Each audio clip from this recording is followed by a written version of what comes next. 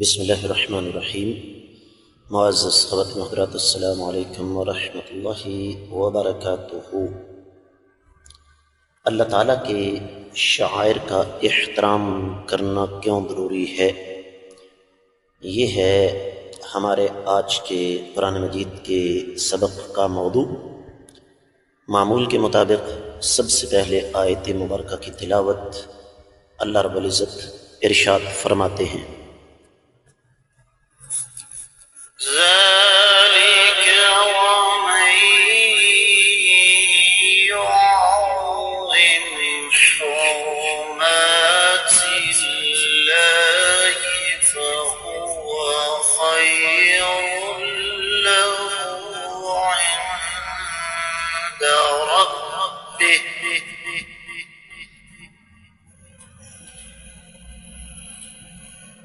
وَأُحِلَّتْ لَكُمُ الْأَنْعَامُ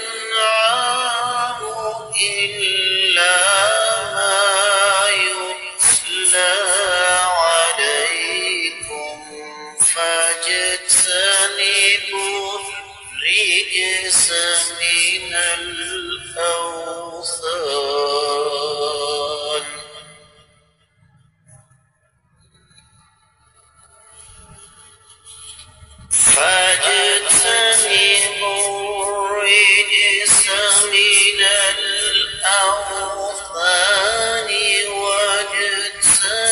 واجتنبوا قول الزور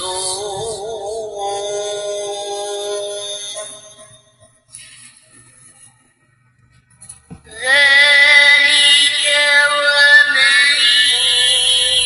يعظم حرمات الله فهو خير له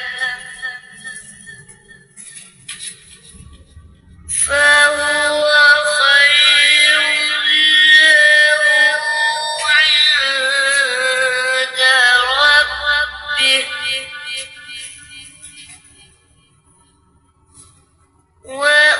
وأحلت لكم الأنعام إلا ما يتلى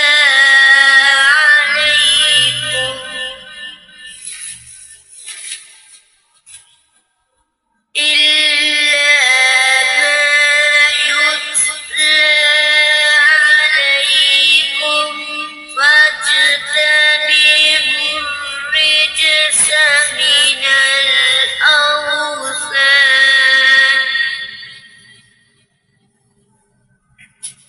من الأوثان واجتنبوا قول الزور۔ معزز خواتین و حضرات، رب کائنات کی پاکیزہ کتاب قرآن مجید کا یہ پارہ ہے 17واں سورہ مبارکہ کا نام الحج، اور اس سورہ مبارکہ کی آیت مبارکہ ہے 30ویں۔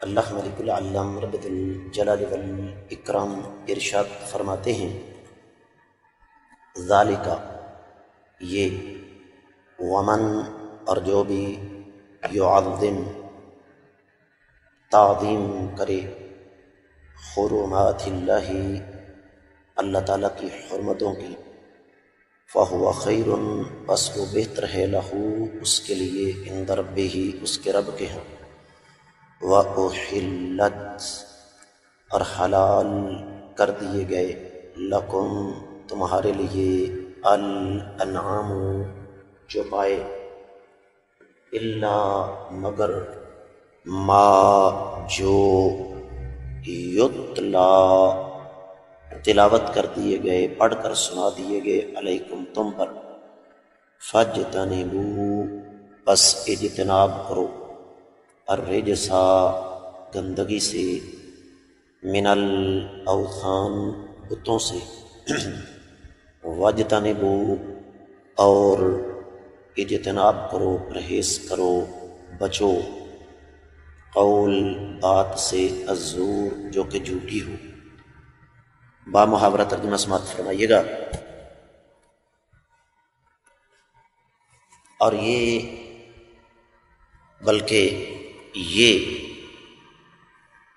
اور جو بھی اللہ تعالیٰ کی حرمتوں کی تعظیم کرے تو وہ اس کے لیے اس کے رب کے ہاں بہتر ہے۔ اور تمہارے لیے مویشی حلال کر دیے گئے ہیں سوائے ان کے جو تمہیں پڑھ کر سنائے جاتے ہیں، پس بتوں کی گندگی سے بچو اور جھوٹی بات سے بچو۔ معزز خواتین و حضرات، امام ابن کثیر رحمۃ اللہ علیہ اس آیت مبارکہ کی تفسیر بیان کرتے ہوئے بات کو یہاں سے شروع کرتے ہیں کہ رب کائنات نے ہمیں وہ امور بتائے ہیں جن کا تعلق اطاعت کے ساتھ ہے، مناسک ادا کرنے کے ساتھ ہے، اور پھر ہمیں بتایا کہ ان مناسک کو ادا کرنے کا اجر و ثواب کتنا ہے۔ اور جو انسان بھی نافرمانی کے کاموں سے بچے، اللہ کے حرام کردہ امور سے اجتناب کرے، تو اس کے لیے اللہ تعالیٰ کے ہاں خیر کثیر ہے، بہت زیادہ ثواب ہے۔ تو جس طرح اللہ تعالیٰ کے احکامات کی پابندی پر عظیم اجر و ثواب ہے، بالکل اسی طرح اللہ تعالیٰ کی حرام کردہ چیزوں سے اجتناب پر بھی اجر و ثواب ہے۔ امام مجاہد بن جبر کا قول ابن کثیر رحمۃ اللہ علیہ نے نقل فرمایا ہے کہ یہاں پر اس آیت مبارکہ کے دو مفہوم ہیں۔ پہلا، مکہ، مدینہ اور عمرہ اور حج، بلکہ مکہ، حج اور عمرہ اس کی حرمت ہے۔ اور دوسرا مفہوم، جن چیزوں سے بھی رب کائنات نے منع فرما دیا، جن چیزوں سے بھی رب کائنات نے ہمیں باز آنے کا حکم دیا۔ اس کے ساتھ ساتھ رب کائنات نے ایک آفاقی اصول بیان فرمایا ہے جس کی تفصیل انشاءاللہ بعد میں آئے گی، کہ انسان کے لیے تمام کے تمام چھپائے حلال ہیں ما سوائے ان کے جن کا تذکرہ گزر چکا ہے۔ اور اس کے ساتھ ساتھ مشرکوں نے بحیرہ، صائبہ، وسیلہ اور حام یہ نام رکھ چھوڑے تھے، اللہ نے یہ نہیں بتائے۔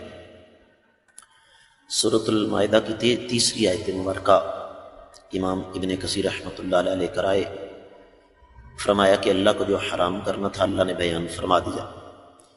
جیسے اللہ فرماتے ہیں حرمت علیکم المیتۃ والدم ولحم الخنزیر وما اہل لغیر اللہ بہ والمنخنقۃ والموقوذۃ والمتردیۃ والنطیحۃ وما اکل السبع الا ما ذکیتم، مردار، بہتا ہوا خون، خنزیر کا گوشت، اللہ کے سوا دوسروں کے نام پر مشہور کیا ہوا جانور، اور ایسا جانور جس کا گلا خود بخود کٹ گیا ہو، اور پھر دیگر اس طرح کے جانور بلندی سے گر کر مر گیا اور جس کو جانوروں نے کھا لیا، یہ سب کے سب یہاں پر حرام ہیں۔ اور ساتھ ہی سورۃ الاعراف کی 33ویں آیت مبارکہ امام ابن کثیر رحمۃ اللہ علیہ نے نقل فرمائی، قل انما حرم ربی الفواحش ما ظہر منها وما بطن والاسم والبغی بغیر الحق وان تشرکوا باللہ ما لم ينزل به سلطانا وان تقولوا علی اللہ ما لا تعلمون۔ آپ فرما دیں کہ میرے رب نے بے حیائی ظاہری اور باطنی، خفیہ اور اعلانیہ حرام کی ہے، گناہ اور بغیر حق کے بغاوت، اور اللہ کے ساتھ ایسا شرک جس کے بارے میں کوئی دلیل نازل نہیں ہوئی، اور اللہ کے بارے میں وہ بات کرنا جس کا پتہ نہیں، یہ سب کی سب چیزیں حرام قرار دی ہیں۔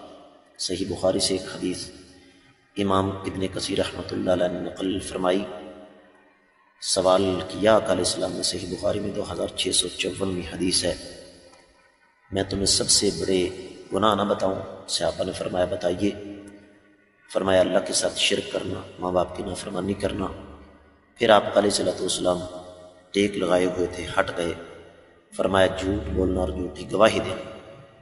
صحابہ کرام فرماتے ہیں آقا علیہ السلام نے اس بات کو اتنی مرتبہ دہرایا کہ ہم نے کہا کاش کہ آقا علیہ السلام خاموش ہو جائیں، کاش کہ آقا علیہ السلام مزید اس پر کوئی بات نہ کریں۔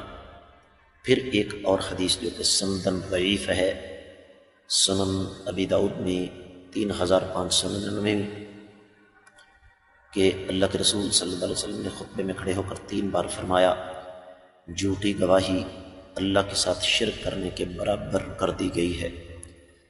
ایک اور روایت جو کہ سنن ابی داؤد میں ہی ہے، وہ بھی سند کے اعتبار سے ضعیف ہے، اسی کا تسلسل کہ آقا علیہ السلام نے یہ بات فجر کی نماز کے بعد بیان فرمائی تھی۔ تفسیر ابن کثیر میں جو کچھ بیان ہوا وہ اتنا ہی۔ اللہ نے چاہا تو آنے والے سبق میں ہم دیگر کتب تفسیر کی روشنی میں اس آیت مبارکہ کا جائزہ لیں گے۔ آپ لوگوں سے خصوصی طور پر گزارش کروں گا کہ جہاں تک ہو سکے اسباب کو صدقہ جاریہ سمجھ کر ہر فورم پر زیادہ سے زیادہ آگے نشر فرمائیں۔ چینل کو اگر ابھی تک آپ نے سبسکرائب نہیں کیا ضرور کیجیے، ساتھ لگے گھنٹی کے بٹن کو دبائیے تاکہ تازہ ترین اسباب آپ کو بر وقت ملتے رہیں۔ عقیدہ، عبادات، معاملات اور اخلاقیات کے حوالے سے قرآن و حدیث کی روشنی میں فرقہ واریت سے بالا تر رہنمائی کے لیے ہمارے چینل پر تشریف لائیے۔ کامنٹ سیکشن میں اپنے قیمتی خیالات کا اظہار ضرور فرمائیے گا۔ اس کے ساتھ ہی آج کے سبق سے اجازت چاہوں گا۔ السلام علیکم ورحمۃ اللہ وبرکاتہ۔